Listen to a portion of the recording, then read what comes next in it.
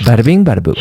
This video is going to look a little bit different. I don't know if you guys watched the last one, but I was sick for 2 weeks. I'm fine now, but I tried my best to research and do all these things in bed. It just was not very good, but I'm back. I feel 1,000 times better, and we are working on a lot of very important cases right now. We're working with a victim's family member on a case. There's a lot of just strange things that have been happening that we want to bring these cases to you guys, but we want them to be good. So it's taking a little bit of time, and we didn't want to go without any videos. So this is going to be the video that we are posting that is not totally new and fresh. This video was actually filmed maybe a year ago, and it was posted on a different channel of mine, a separate one called Stephanie Sue. The story is about two different women in China who lived very drastically different lives. One woman was kidnapped by a TikToker, a Douyin or influencer in China, and she was held hostage in his house for a very long time.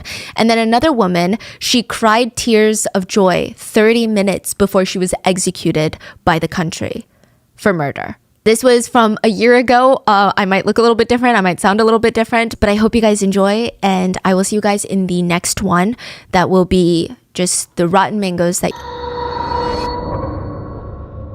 I'm just gonna start with a universal truth, okay? You should never buy stuff illegally. I feel like that's just a global law, especially things that shouldn't be and can't be sold in the first place, like pandas. Did you know that you can't buy a panda? Did you know that all pandas are owned by China? They are only native in China, and all the pandas that are in all the zoos across the world, they're on loan from China. But it also means, unlike any other animal, no other government, no other individual can own a panda. So in China, the punishment to buy a panda in the underground breeding market, which I assume is not that big of a breeding market, but if you do end up somehow buying a panda, you will be sentenced to more than 10 years in prison. That's actually less than I thought.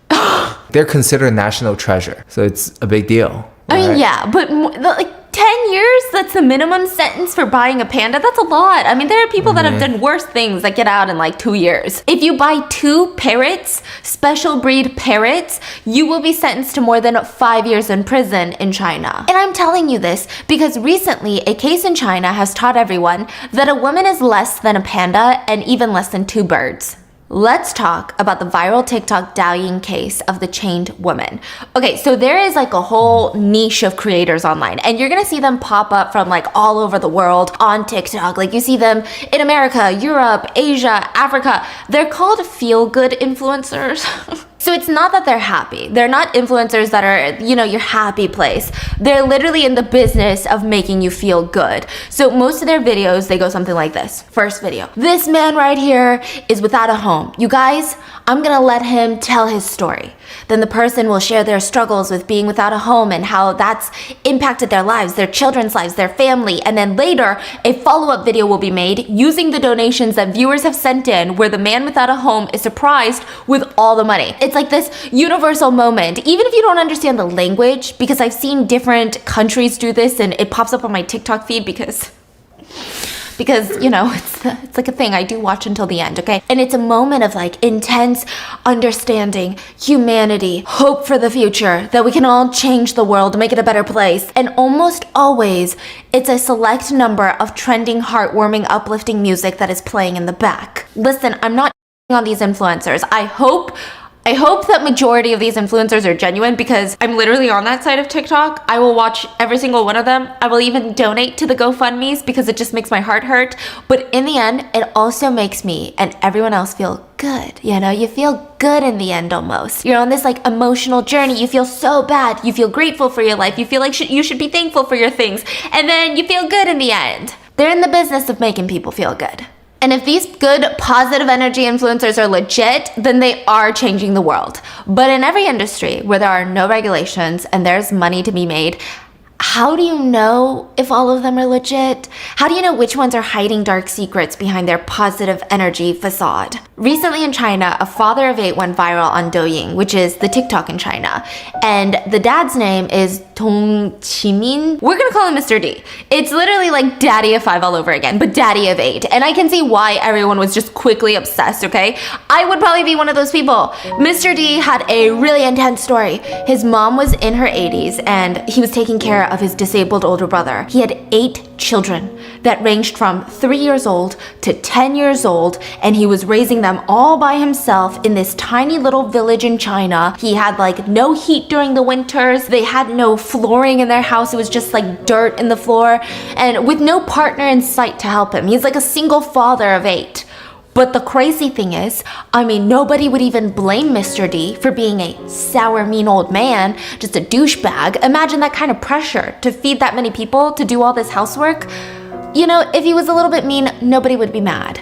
His life was pretty miserable. But even though that he's barely making it by, the children have no clothes, they have like no food, it was rough, he was such a happy, positive person online. 家人们下午好，我叫董志民，8个孩子的爸爸。大哥，咱现在火了，有什么感觉啊？主要是感谢那个全国的爱心人士，要不是你们的支持和帮助，靠我就是种那烂木地，加上孩子还吃了奶粉，我也不易。大哥，你有这办，孩子有后悔过吗？没有啊，后悔啥？不后悔。只要有大人不吃的，还能饿着小孩了，叫他。现在那个生活虽然也困难点呗。那不代表以后小孩子们长大了还困难。最大的梦想，我就是慢慢的把小孩都拉拔成人啊，看着他们健健康康的成长。So his story starts getting attention on social media. Bigger TikTokers are reposting his videos, giving him shout-outs, being like, hey guys, look at this family, go follow them, go show them some love. Some of the local TikTokers that live in nearby cities or the towns, they would go and visit Mr. D, and they would draw more attention to Mr. D. They're like, go look at this family, guys. Look, I'm with this family. This is what we're doing. Look at how he lives. Guys, I'm gonna link his GoFundMe. It was like this whole ordeal. And the TikTokers, they would show the whole world the harsh truth that everyone likes to ignore. I mean, most of their audiences were like in their heat-controlled homes in the winter, laying in their clean sheets and blankets with the smell of dinner seeping up from downstairs. But a good majority of the audience had never seen conditions like this. So it was eye-opening, and it was what people call poverty porn in a lot of different industries, like the reality shows that show that. Yeah, we've talked about it before. That's like the label people put on it. So it was kind of a mixture of that. Like people were amazed at how tattered the clothings of the children were, and it just was heartbreaking. They even interviewed Mr. D for their TikToks, where he shared more about his life. They were like, okay, well, tell us about your life. And he's like, okay, well, I receive maybe $430 from the government every month to feed all these kids. That's not a lot. That's for everything. My housing, feeding them, clothes. I mean, I gotta make sure that they get to college. That's my dream. And the TikTok would end with the influencer saying, guys, please go follow Dadavate on Douyin. Please, and check the link to see how you can help their family and donate.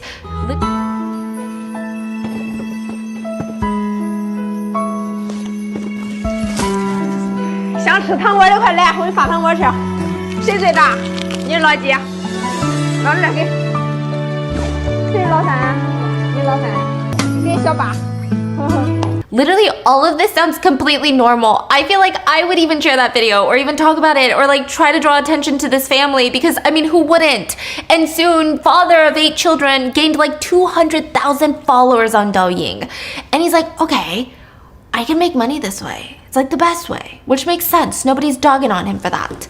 So Dad of 8 Children starts live streaming, accepting donations, accepting gifts. And in the early videos, Mr. D would show his children and he tried to answer all the questions that were most frequently asked. Like, why do you have 8 kids?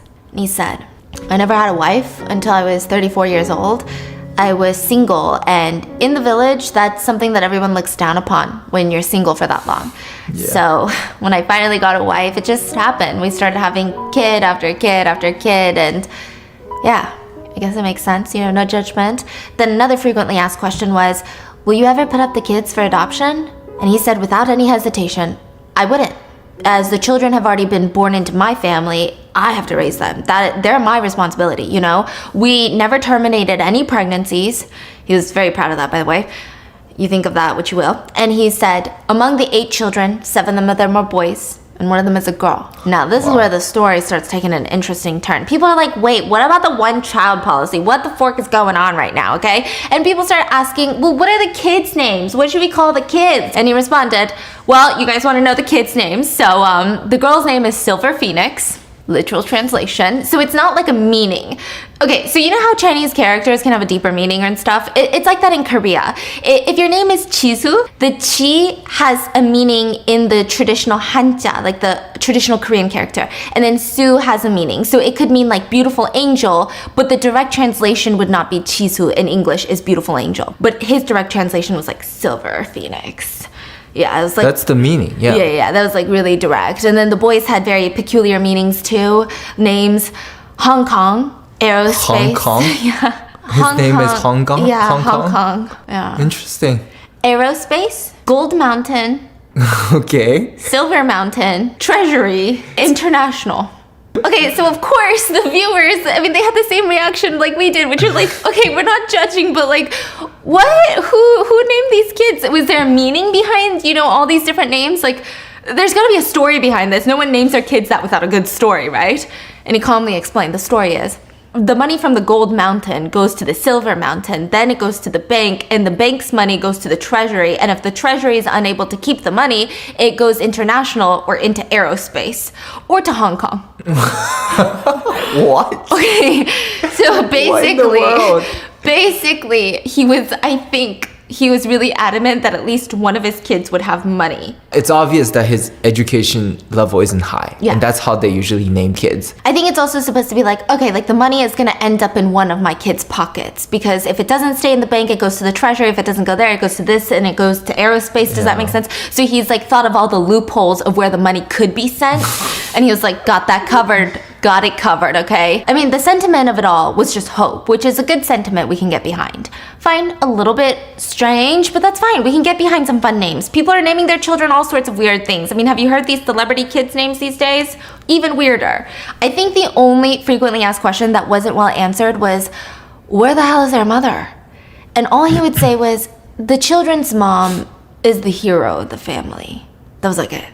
Nobody wanted to push it because maybe he didn't want to air out the dirty laundry online. Maybe he didn't want the kids to see him talking to the mom. Maybe the mom passed away and it was too sensitive of a subject. Maybe she cheated and left, right? Everyone tried to remain respectful. Like, guys, stop asking. Like, we don't need to know, okay? That is until January 27th of 2022. The whole case blew up. I'm talking wide open. All of Douyin, TikTok, everything blew up. A famous TikToker had traveled to the village to do like a collab of sorts with the father of 8 children. He wanted to show his followers how, you know, Mr. D was living and how they could help. And as he's browsing around the home, taking some time to think about how to best film this type of video, he saw this little shed in the corner. And it is like a very small shed that even upon his arrival, he had seen it. And in his head, he's thinking, that's probably like a doghouse, right? But there was a small door and it wasn't boarded up. There was no chains around the door. There was no like crazy padlock. And inside, he sees like a tiny pale person peeking out and like staring at him.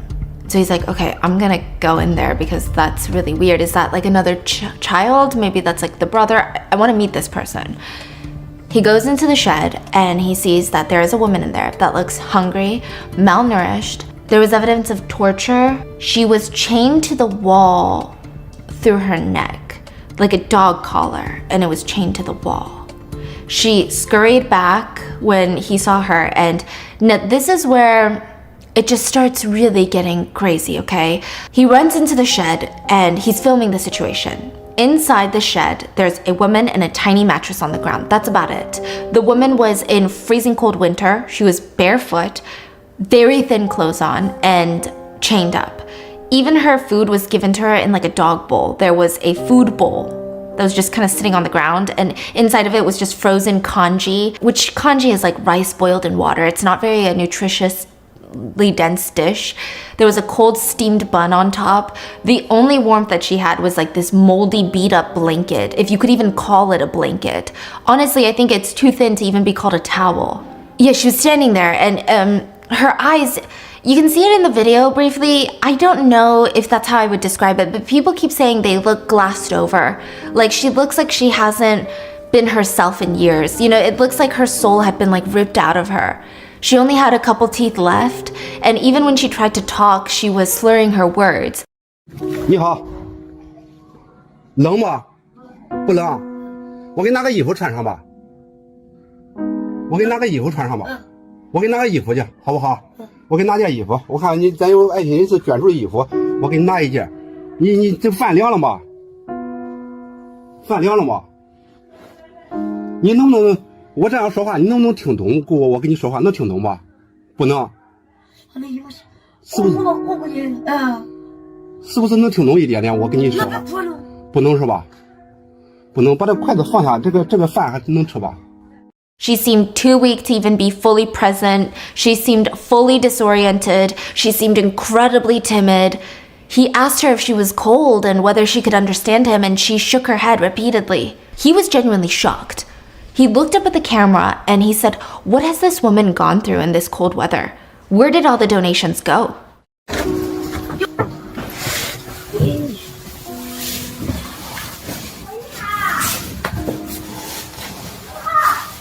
有点小，它都是小孩的衣服。没发现它能穿，这个还能做穿上，能暖和一些。这个，哎呀，这个天气啊，大家可以看一看，大家看一看，这个天气是这个大家经历了什么？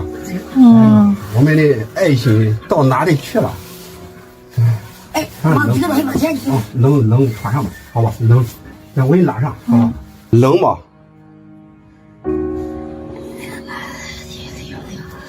The video ended and he posted it online. And this is what blew the case up. I mean, the question remained and lingered, and everyone that was watching was, you know, who the hell is she? Where did she come from? Why is she chained up? Where is her family? Why did nobody care that there's a woman chained up in the shed? Like, they didn't try to hide her that well. So you're telling me no neighbors knew? No villagers came over and never investigated the shed?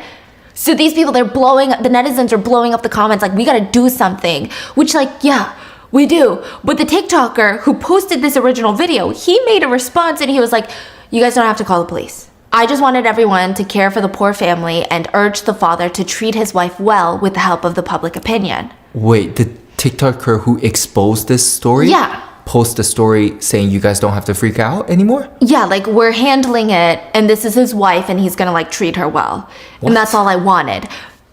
Meanwhile, the father of 8 children was still active, and he was responding to all the questions and the backlash. Like, can you imagine that he's still active on social media right now? And he's saying that, hey guys, everyone, this is not like a kidnapped woman. My wife was mentally unstable, and she was pretty violent. So to prevent her from smashing things and hurting my elderly mother, or even the children, I chained her up in an isolated room in the house. Like a dog? Yeah. In the freezing cold?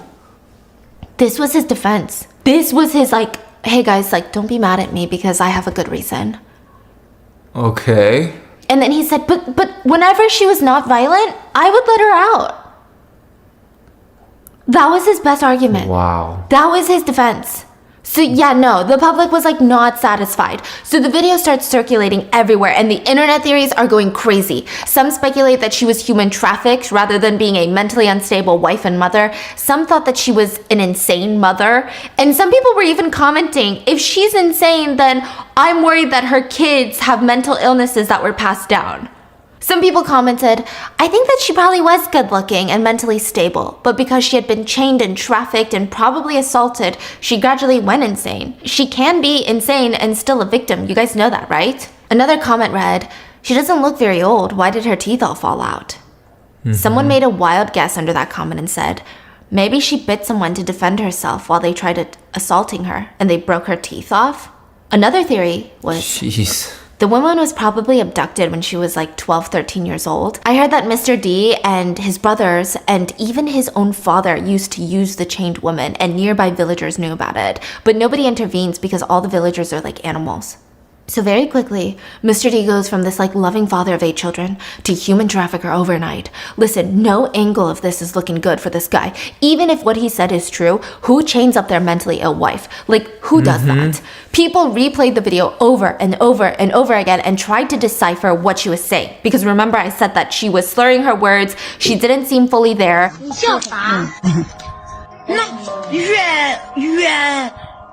Somewhere far away. It's impossible for me to leave. The world doesn't want me anymore. The world doesn't want me. And netizens all agreed that she was saying these couple of phrases. Will they let me back? They would never let me back. The world doesn't want me. The room is full of rapists. That's what they gathered. And it completely set this whole thing on fire. Everyone was outraged, like rightfully so. And they started a nationwide campaign for justice, for answers. And finally, someone other than TikTokers responded to the backlash. The county that the village was in, announced that, hey guys, calm your tits. We are going to be interviewing the locals. We're going to do like an investigation, okay? And we're going to work with the local medical institutions to get you some answers. And in their announcement, they told the public, there's no human trafficking in this case, okay? Like, we know this. No one's being human trafficked, y'all. You guys need to calm down. These internet theories are wild. This woman was not abducted. And second, she is chained up because she's mentally ill. And she beats people. So we're going to handle this. Thank you for your concern, internet. Yeah, that went over really well. The internet was like, okay, that's a good day. Let's call it a night, guys. Let's go on Twitter and do something else. Yeah, no. What kind of response was that? That only made everyone feel like something extra shady was going on. Are the authorities involved? Why are the authorities on this random dude's side when it's clear that he's chained up a woman in his shed? Netizens wanted to know, okay, if she's not abducted, whose daughter is she? Like, we're not going to rest until her biological family, not her little husband and his family, her biological family come forward and tell us that she was never taken and that she's fine. Second, just because you're mentally ill, does that mean anyone can chain you to a cold, shabby shed and force you to give birth to 8 children back to back? How is that not SA? The initial response only angered the netizens more, and it just added more fuel to the fire. And finally, Fengshan County? Fengshan County was forced to release a second announcement, stating that the woman's name was Yang Qingsha. And they said Miss Yang was a woman without a home. She was begging for help when she came across Mr. D's house, and his family let her stay with them.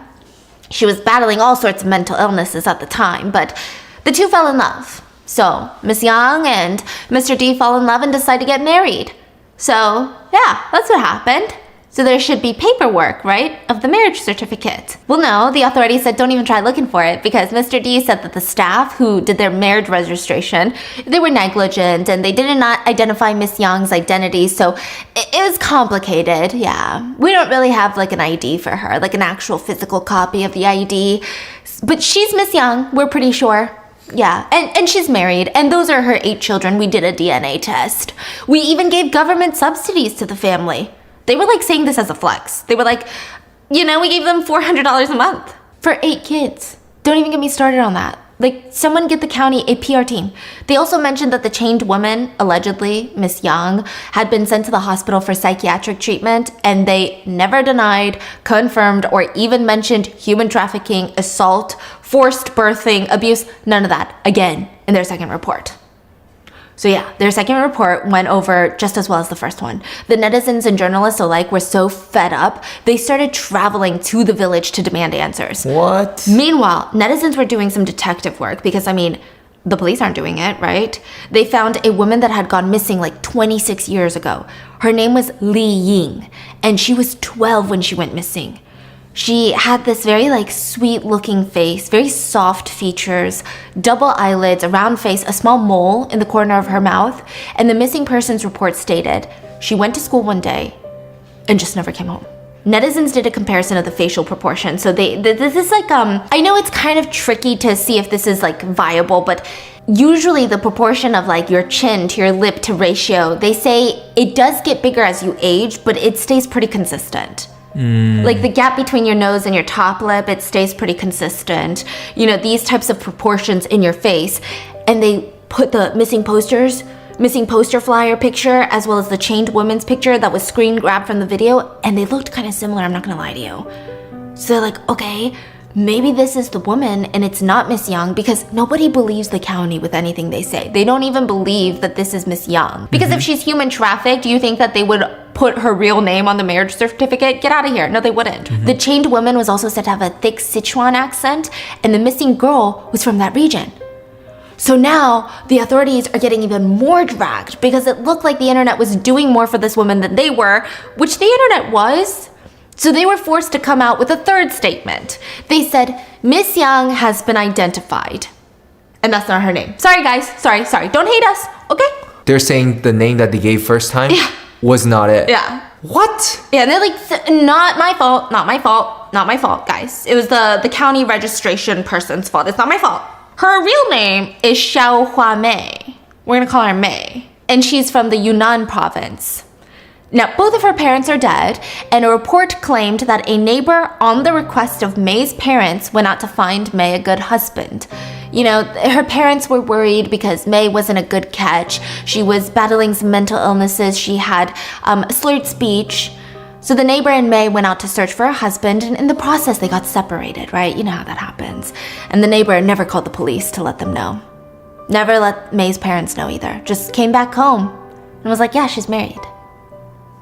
Mei's parents had no idea to whom, to where, like nothing. And to show you a map, to get from the province that Mei was originally from with the neighbor to the place she was found, it was across the country, and China is a big country. Wow. The county also claimed that Mei lost her teeth due to a genetic issue and not abuse. And other than that, they said that she was in a good mental and physical state, and like, guys, move on. Where are the Kardashians? Move on, everyone. Nothing to see. They also claimed that they did DNA testing and all 8 children were Mei's. And I still don't know what the county was thinking. This was just not a great announcement. And the public, they still didn't understand. Okay, if this is true, why did nobody care that Mei was gone? And also, how did she get from the other side of China to this village? And you know what? Here's a really good question. Why the f was she chained? Like, none of this answers why the f she was chained. None of it. So because she was missing, she can be chained? Because she's mentally ill, she can be chained? Like, what are you saying? And mind you, up until this point, nothing was happening to Mr. D. He was a free man with no consequences. In fact, oddly, during this time, a wedding company had asked him to be a spokesperson. A wedding company. The public went insane. They said, how can a scum who chains his wife up and treats her like a birth-giving machine talk about happy marriages? What on earth is going on right now? But back to the chained woman, who is she? So was she Li Ying, whose face matched up according to the netizens, or was she Mei? You know, Li Ying's uncle came forward to ask for a DNA test because based on the videos and photos, he was sure that was his niece who had been missing since she was 12. You know, the one that was walking home from school? Again, this announcement only made people question the county more. Everything that the county said just felt so fishy at this point. Even if they start telling the truth, nobody would believe them. That's how people felt. So the county issued a 4th statement, February 10th of 2022. They said, hey everyone, calm down, okay? This woman is not Li Ying. Jeez, this is Mei. We found Mei's half-sister. We did a DNA test and it confirmed that this woman is not Li Ying, but Mei, who I mean technically by all definitions went missing, but it was just never reported. And okay, fine. You know how we said there was no human trafficking involved? Maybe there was a little. We don't know. We're gonna look into it, okay? So it just left a bad taste in everyone's mouth because in the beginning, the county was like, oh my God, absolutely. You guys are there. The county was literally gaslighting the internet. Like, you guys are crazy. There's no human trafficking. What are you talking about? And now that people are getting upset and the anger, the outrage is not dying down, they're like, we will, it's a good point. We're gonna look into it, you know? But still, no answers. If this is Mei, and she did go missing because her neighbor took her out of the city or the village, who took her? Why didn't the neighbor report her missing? Why didn't she call the police? What happened from that day that she went missing to all the way to today? Because that's decades. And how come Mr. D is not arrested? Like, what has this woman gone through? Let the woman speak. It was so frustrating that a few volunteers drove all the way to the village, tried to break into the hospital that May, the chained woman, was in, that was heavily guarded, which, by the way, and they snuck in, tried to talk to May, but they were kicked out, and those volunteers went missing for a week. They lost contact with their friends, their family, they stopped posting online, wouldn't talk to anyone. They went dark for a week. They were arrested, right? Yeah. Wow. Which, of course, this incident blew up even more. 2 women tried to save a woman, and now these 2 women are in jail with God knows what happening to them.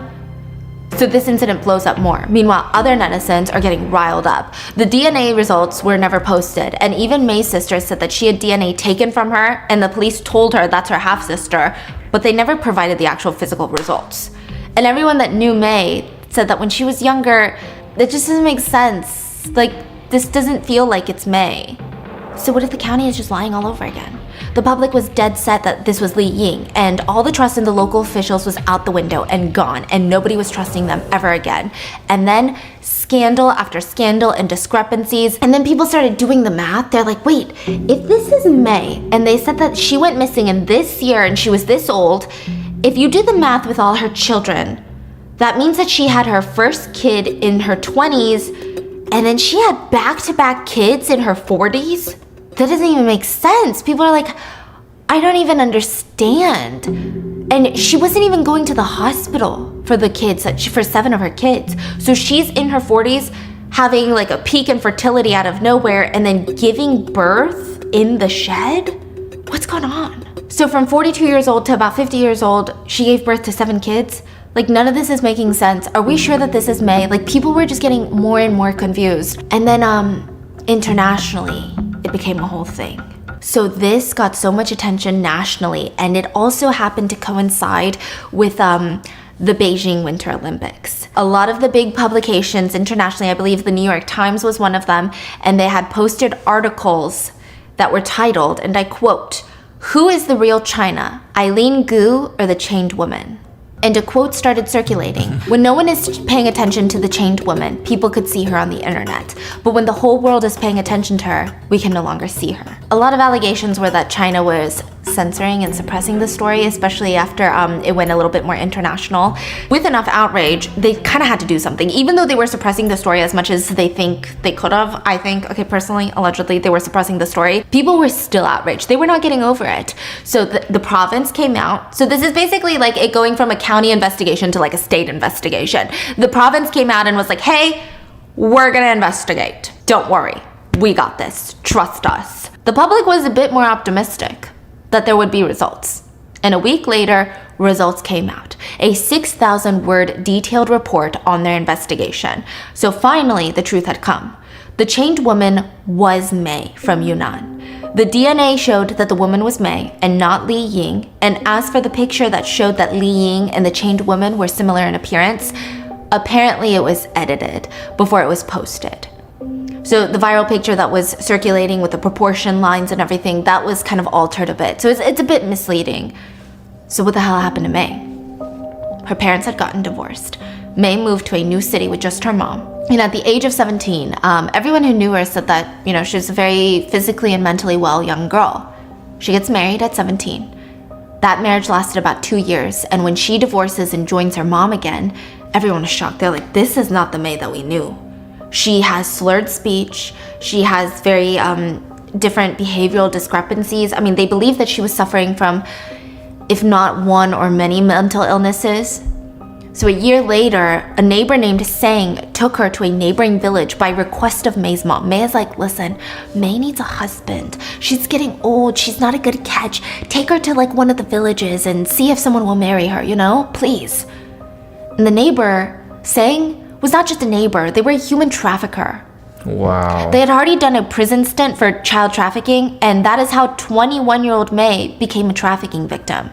Sang sold May to a man in a local village for $620. And after about 4 months, May ran away, and somehow she wandered around 400 miles away from where the first purchase happened. And a couple took her in. This is a restaurant owner. And for a month, she was okay. She was eating, she was being housed. She was helping out around the restaurant. And then they decided to sell her to migrant workers. at a nearby construction site. Basically, she was sold again to construction workers. And these construction workers were like, let's take her to our hometown, which is the village that Mr. D lived in. And they were like, we don't really want her, we don't really need her, so let's sell her to someone in the village. They sold her to Mr. D's dad when he was still alive. So May had been sold like an animal 3 times. And finally, she was sold to Mr. D as the wife. Now, on the registration forms, she was forced to use a fake name so that nobody knew who she was because, it's illegal to buy a wife. And from there, it just seemed like her life was pretty horrible. It wasn't as horrible as being chained up because it seems like she gave birth to her son in a hospital. And at that hospital, because of China's one-child policy, they put an IUD into her body, which means she can't get pregnant again. It's like those little copper things that they stick in your cervix. And about 10 years later, the IUD was ineffective. So we don't know when she started getting chained up. It could have been like a year after she gave birth to her son, 6 months. It could have been like 5 years. But we know that she was chained for a while. The IUD became ineffective and she was having this surge of reproductive hormones. And she was getting assaulted. And she gave birth 7 more times from the time that she was 34 years old to the time that she was 43 years old. The longest gap between kids was 14 months, which is insane. Before she was chained up, and if she had not been found by a TikToker, she had no idea how many more years or how much longer she would even survive being chained up. Once the report was released, the authorities confirmed that they did arrest Mr. D for abuse, as well as several other county leaders who did the investigation. They carried it out the way they did, as well as people who were willing to turn a blind eye on marriage registrations. Like, these people that worked in the marriage registration office, they knew what was going on. They didn't ask her for her ID because they knew that she was a purchased woman. This case drew a lot of attention to the fact that in these villages, just all around the world, not just in China, it is still not uncommon to buy wives, to buy human beings. And just in this province, since 1986, close to 50,000 women have been sold and bought by traffickers. And that's just the ones we know of. Even villagers who knew said that they weren't surprised. This isn't something new or wild. They said in villages, women are sold like pigs and dogs because they saved the village. Because what kind of woman wants to live in a village and have a bunch of kids so that they can work in the fields? No woman. But Mr. D will probably get off light because in the criminal law of China, it reads that the crime of buying abducted women and children shall be sentenced to a fixed term imprisonment of not more than 3 years. Are you freaking kidding me? Sometimes it's jail, sometimes it's public service.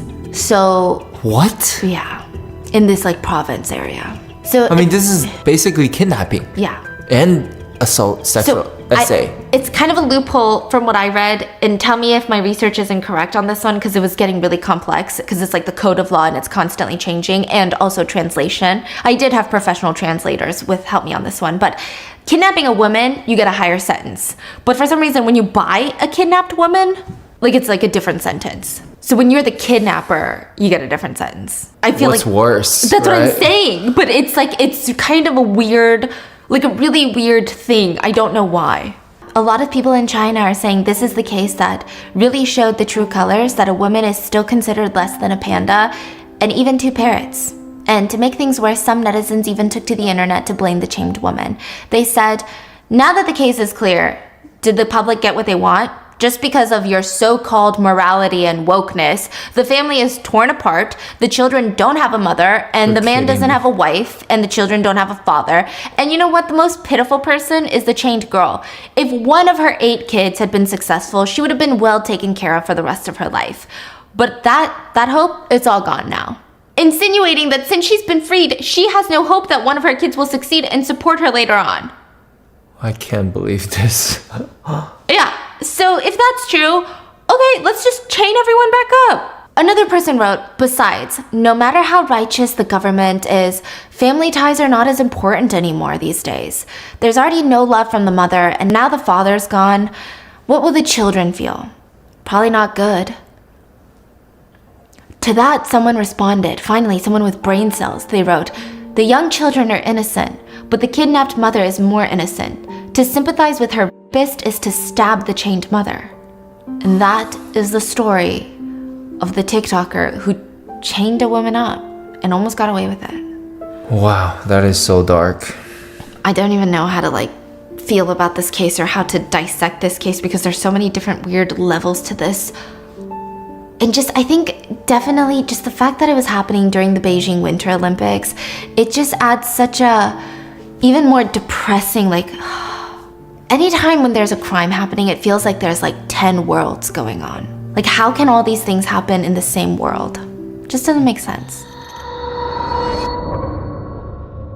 I'm gonna play you the video of this woman's last words, and I don't even speak Chinese, but for some reason, it just like got to me. My fiance showed me this. I had no idea what crime she committed. I had no idea why she was about to die, but just watch. 判处被告人郭爽死刑，听清了没有？对判决结果有什么意见没有？没有。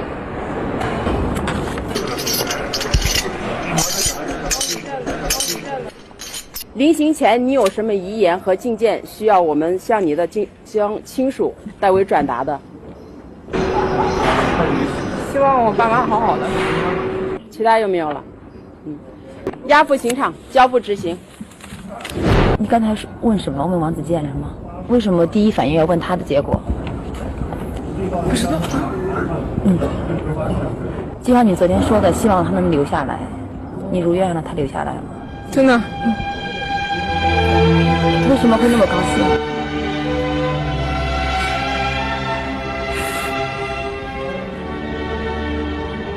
他判了缓刑。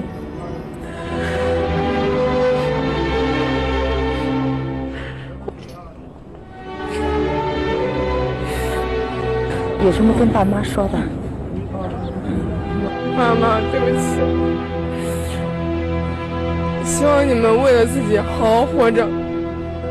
So this clip goes viral, and just to give you some context, this woman right here is a hospital worker that's about to be executed, and she was asked if she had any last words, and she just responds really emotionlessly, like she's no longer even here on the planet, like she's accepted her fate. She just says, I hope my parents are doing well, like I feel remorse for my parents, I feel sorry to them. And that was it. It's like the most standard textbook type of response.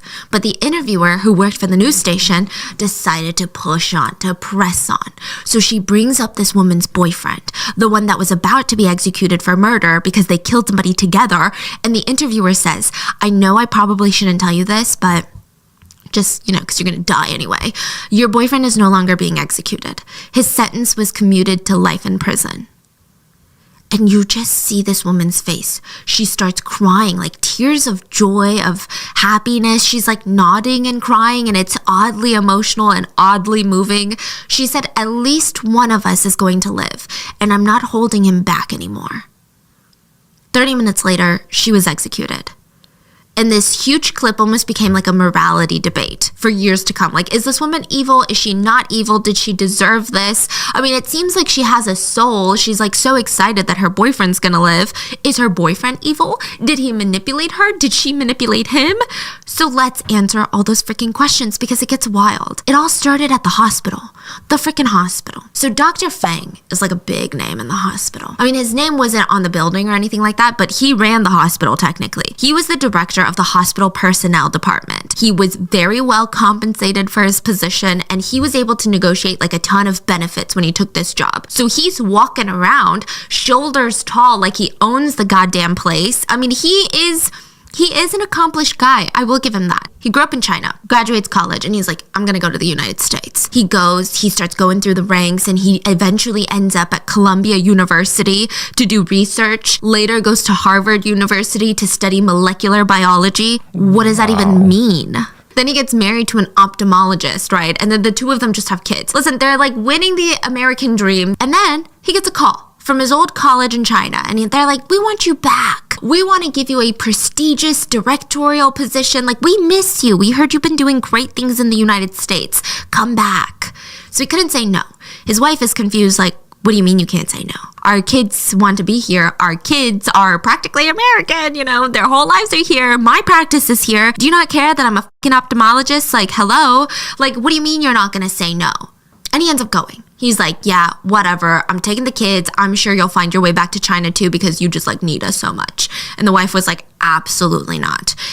Needless to say, it resulted in a pretty messy divorce, obviously. So Dr. Feng goes back to China, gets into his little workplace, and he loves it. I mean, Immediately, everybody respects him. They all praise him with these powerful words like, Dr. Fang, you were born to be a leader. I don't know.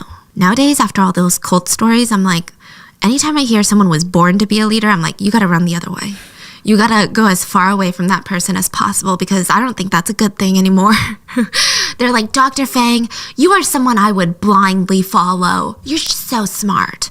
I mean, he was intelligent. He was, competent. He was respectable. He was a natural leader, so they say. It was normal to see nurses and other doctors just excitedly greeting Dr. Fang in the hallways. But there was always like this one employee that was a bit more lively, a bit more cheerful than the rest. She looked like she freaking loved her job, which is rare. And well, being head of the personnel department, he was like, I like that. I like that energy. I wish everybody had that energy. That's how I pump up the vibes in this hospital. So when his 40th birthday came around, Dr. Fang's like, I'm gonna go out with all my coworkers and we're gonna get drunk. He's like, hey, that random girl that always greeted me so excitedly, looks so happy to be at work, what's her name? Let's freaking invite her to the party. So her name was Guo Shuang. Guo Shuang.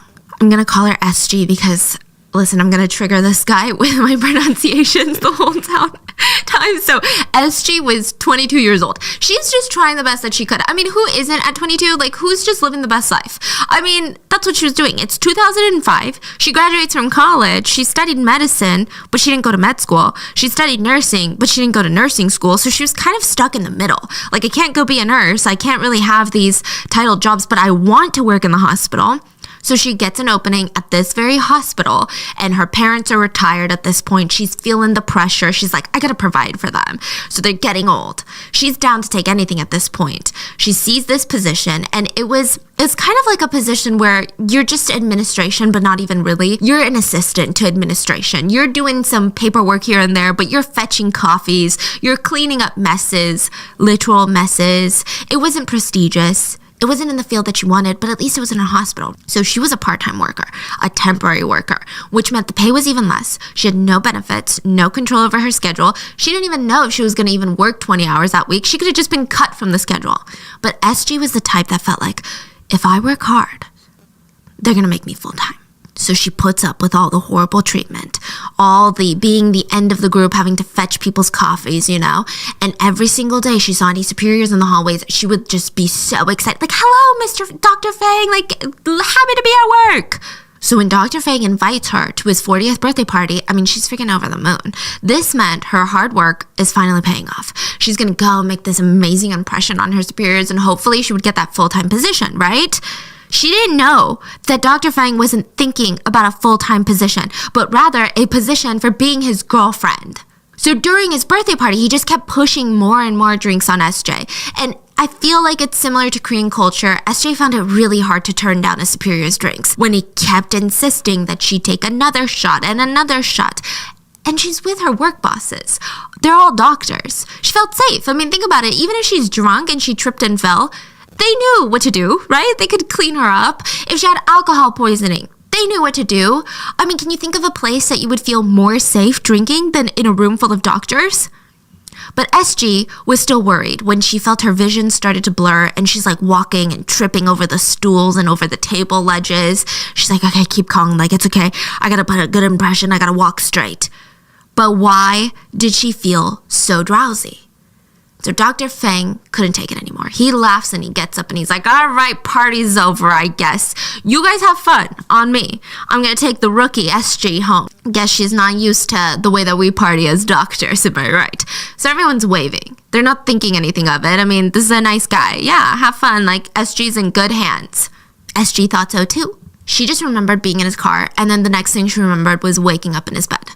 And immediately she was crying. Immediately. There was no like, oh my God, what happened? She knew what happened. Come on. So instead of driving SG home, Dr. Fang thought, why not bring her to my house? She's already losing consciousness. It'll be so easy to rape her. And in the morning, I can just tell her that she came on to me. Like, he knew what he was doing was bad, but whatever. That's how the world worked. That's what he's thinking to himself. Besides, SG would probably be so embarrassed that she slept with her boss that she would scurry out of his apartment. He had no idea that SG would wake up bawling her eyes out. That was not according to the plan. I mean, 23-year-old SG is laying in that bed. Her life just feels like it's been shattered to glass. Her hope in the world was gone. Not only is she traumatized, but this is like the worst way to be traumatized. She's thinking, if I can't even trust a respectable man, my boss, who on this planet can I trust? I mean, she just had this image of Dr. Fang as a mentor, a leader, someone who looked out for his subordinates, but then that just shattered like glass. It's like, everyone in the world is so full of deception and nobody is good and you can't trust any. She was having like a quarter life crisis. She was genuinely having a moment of like, what the fuck? She thought rapists were people that looked really gross and they come up to you and they harass you and catcall you and they like spike your drink. She never thought it would be her respectable boss who studied at Columbia and Harvard and everybody respected him. Dr. Fang was shocked too. Not at himself for being a disgusting, deplorable human being, but I guess he really didn't think that SG would have such a strong reaction to the assault. He thought that she would just blame herself and push it under the rug, which honestly is so sick when you think about it. So to try and diffuse the situation, Dr. Fang offers SG a compromise. He's like, she's too emotional. She is unpredictable. I don't know if she's going to go tell the cops. I don't know if she's going to go tell my bosses. So to keep her quiet, he's like, I'm so sorry. I'm so sorry that this happened to you. You know, violence against women is never okay. I take it very seriously. But how about I help you out? I can try to make sure that you're offered full-time the minute a position opens up. As she left Dr. Fang's apartment, and she didn't agree, she didn't say anything, she just like literally left in tears. But when she gets home, you know, she's thinking about it. And this is the part that people really come at SG for. They say she must have not hated the assault if she went back for more. But SG, from that point, decided to sleep with Dr. Fang now. Psychologists say that there's like a ton of reasons that victims will actually choose to sleep with their assaulters after their trauma. One of the main ones being, if I choose it this time, then it feels like the last time it happened, the actual assault, was an assault, right? Like, it makes me feel like I'm regaining the power. And if I chose it this time, that means I didn't actually experience this intense, unconsensual thing last time, right? It's not that bad. It's like a way for your brain to protect yourself. Things like assault are so nuanced, I feel like we're just touching the surface. We have stories where victims fight the whole way through and immediately go to the police after. But in most cases, I think it's because so many people know their assaulter or their lives are connected with the rapist that it just becomes so nuanced and complicated. If it's a boss that could jeopardize your career, if it's a schoolmate that could ruin your reputation and make you a social outcast, if it's a family member that can uproot the entire family ecosystem, I mean, it's too complex, right? So people seem to do things that almost seem unfathomable to other people, but all I'm saying is nobody really knows what they would do in that situation unless they've been in that situation. So SG starts an intimate relationship with Dr. Fang. And I think there was another reason for it too, other than her trying to convince herself that she had the power here. Psychologists agree that this is very normal for victims who are assaulted by people who have power over them. So Dr. Fang had offered SG a full-time position at work. And at first she was disgusted and traumatized. But maybe when she got home, she reasoned with herself, like, listen, this terrible, horrible thing has happened to you, but it's in the past. Like, you can't even change it. What can you do? There's no way to go back and rewrite history. You can't go to the cops. They're not going to believe you. You can't go to your boss. He's your boss. You know, it's like his word against yours. This is rape culture. So yeah, you've been assaulted, humiliated, and now you're unemployed if you do something. Or maybe you get something out of it. Maybe you can win something, right? Take advantage of the situation. If you sleep with him, maybe he will feel forced to give you a full-time position. Yeah, it's like your brain trying to survive, basically. Yeah, and like try to like reason, okay, well, if I get something out of it, then it's fine. But from the outside, what a lot of people saw was, oh, this is a girl who's like sleeping her way to the top, and she's mad that people found out about it or that it stopped working. But before then, SG was promoted to a full-time position. It's so frustrating. So people were really coming at her for the fact that she did get promoted to a full-time position. Now, Dr. Fang, being the complete asshole that he is, I don't even know what to say. Like, he's a freaking dickwad, okay? He didn't even give her the full benefits. He was like, oh, since you're transferring like to part-time to full-time, I'm just gonna like give you full-time. But usually all the full-time people that were hired, they got housing benefits, they got an allotment for housing, they got all of these things, they got amazing different health cares. She got nothing. She just got a full-time position, and she was just grateful to have 40 hours a week where she was guaranteed to get paid as long as she did her job well.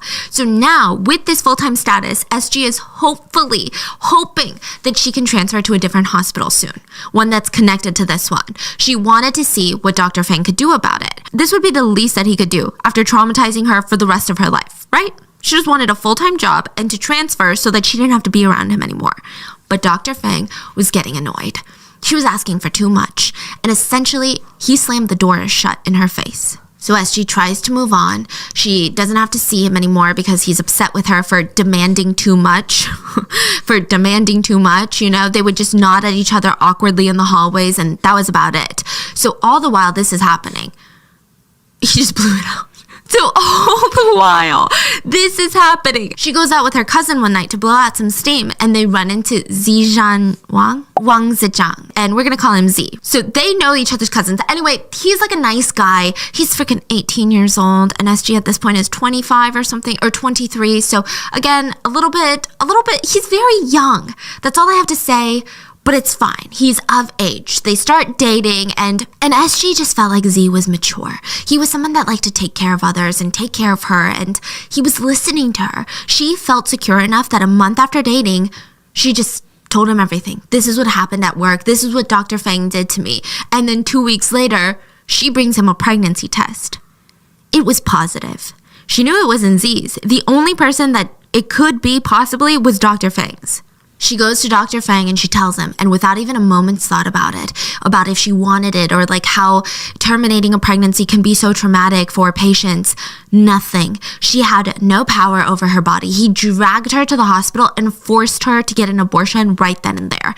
And this was when all hell broke loose. SG was a freaking mess. Like, I think all of that trauma was behind this like powerful wall, and she was trying to hold on tight, and then eventually this is the straw that broke the camel's back. So she's telling Z about everything that's going on, and like he's listening intently. You could see his ears are turning red. Like, he's angry. I mean, who wouldn't be? Like, what kind of boyfriend wouldn't be?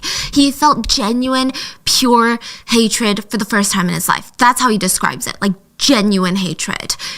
And that is how the whole tragic story began. Both of them say that it was they that brought up the whole idea of killing Dr. Fang. SG said, it was me. I hated Dr. Fang. I wanted to get, revenge. I wanted to ruin him, or at least make sure that he could never assault someone again.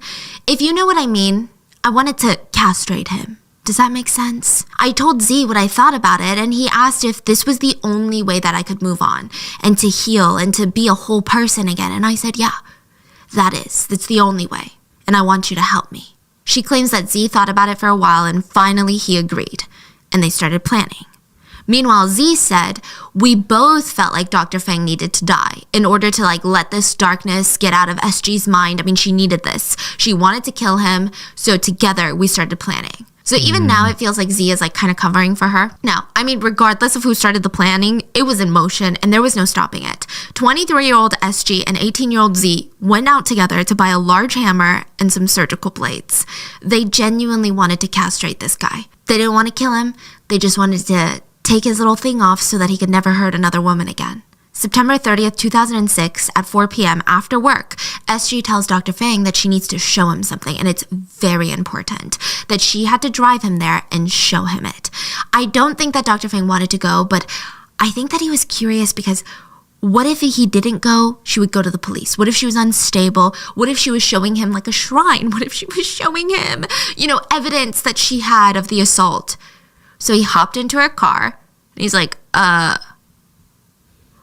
who's the guy in the back? Oh, don't worry about him. That's my little brother. Okay, that's weird. And the three silently head off in the car that SG is driving, with Dr. Fang in the passenger seat and Z in the back just sitting quietly. He's not even talking.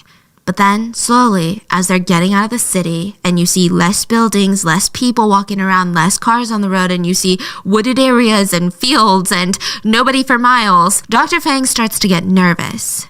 Where are we going? And Z said he talked first. He said, Dr. Fang, I know what you did, and we want to make something clear to you. We're giving you a chance right now that you're going to make SG a formal employee with full benefits within 3 business days and let her transfer to another hospital with housing accommodations and everything. And if you do that within the next 3 business days, we're not going to hurt you. So yeah, consider this a threat. I can't do that. Even if I genuinely wanted to, I don't have the authority to do something like that. Okay, then I guess it's too late. And in the backseat, Z takes out the surgical blade and slices Dr. Fang's neck from behind. And Dr. Fang puts his hand to cover his neck. It's now literally splurting with blood. They said that the blood was getting on the windshield all over the dash. I don't know what he cut, but it was a vein. And Z used this opportunity to grab his wrist, Dr. Fang's wrist, and slash it. And Dr. Fang starts screaming, oh my God, you slashed my aorta. I need to stop the bleeding quick. And he successfully is like reaching for everything. He's like trying to hold onto his wrist and his neck. He opens the door, and in this chaos, he jumps out of the car into the field nearby. So Dr. Fang is literally squirting blood, just running through this field now.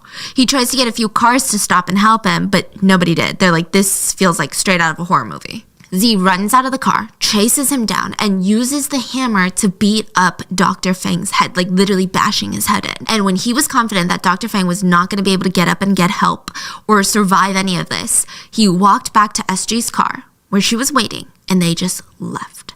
They just drove off with Dr. Fang in the field to die. They said that they drove in silence, and the smell of the blood was making both of them so nauseous. It was like that rusty smell, almost metallic. They drove to an abandoned roadside, lit the bloody car, literally the bloody car, on fire, and just walked off. They had no plans, no thoughts, just each other. And homicidal vibes, honestly. They walked back to the city. They were arrested within a few days. I mean, a lot of the hospital staff knew that SG and Dr. Fang were having an affair, so it was pretty easy to consider them suspects and connect the dots. Neither of them tried to hide anything. They just immediately confessed. And on August 17th, 2007, both of them were sentenced to death. So it seems like the story is over, right? I mean, kind of. But the internet picked up this case and ran with it. I mean, there was kind of this clear divide in the middle. Half of the people were saying things like, evidence? What evidence? I didn't see anything. All I see is one less rapist gone in this world. Who's crying about that? I'm not crying, are you? Killing for love after someone raped your partner is hardly a crime to be executed for. They said they should execute rapists with this level of passion. Some people said, and these are all quotes and translated, the one who should die is dead. It's the rapist. Why should we lose more people in this world? If he hadn't raped her, she wouldn't have lost her mind and killed him. I don't see the problem here. Listen, the killers were too young, too traumatized to know better. But guess who wasn't too young and too traumatized? The doctor who raped her. Some people were kind of in the middle, like, you know, she did commit a crime. They do need to get punished. They do need to get consequences. But considering the fact that she was raped by this man, I don't think the death penalty, it's a bit too harsh. And then you had the other side of people who were very much victim blaming, seeing things like, well, she kept sleeping with him, then is she truly traumatized for being raped? Maybe she wasn't even raped. Maybe she was just upset that people found out that she was sleeping for a full-time position. I think that she did this for greed. She just wanted to get promoted and promoted without putting in the work, and then when he stopped promoting her and sending her everywhere she wanted, she killed him. You know, the young boy was dragged into all of this by the Black Widow. She's pathetic, hateful, manipulative. I mean, she tried to sleep her way to the top and it backfired, so she gets her boyfriend and ruins this guy's life by convincing him to kill. Okay, side note, that comment is so telling because nowhere in that sentence is there any responsibility put on the men in this case, the 18-year-old that physically killed someone, nor the 40-year-old that raped, abused his power, and then threatened a woman. Like, none of that at all? Like, how? So they kept going. I mean, how does a 23-year-old find a teenager attractive? It means that she was looking for someone young and impressionable that she could control. She was looking for someone to help her kill. She was using her sex appeal to get to this 18-year-old. She wasn't satisfied until Dr. Fang was dead. Besides, there's no proof of the rape anyway. I mean, it caused up such a stir that Z's appeal was taken up by the Supreme Court, and in the last minute before both of them were scheduled for their death sentences, Z's death sentence was commuted to life in prison. And that was the moment that we saw earlier. So those crying of tears of joy and saying, at least I don't have to drag him down anymore. I'm so happy he gets to live. She was just so happy at the end. 但是他让我转告你，他说他到现在都真心喜欢你。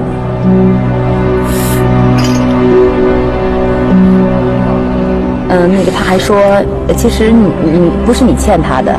他说，其实他在这个过程当中，他完全可以自己来选择去做还是不去做，但那是他自己的选择。说不怪你，只怪他太无知，只怪你们两个对法律太无知了。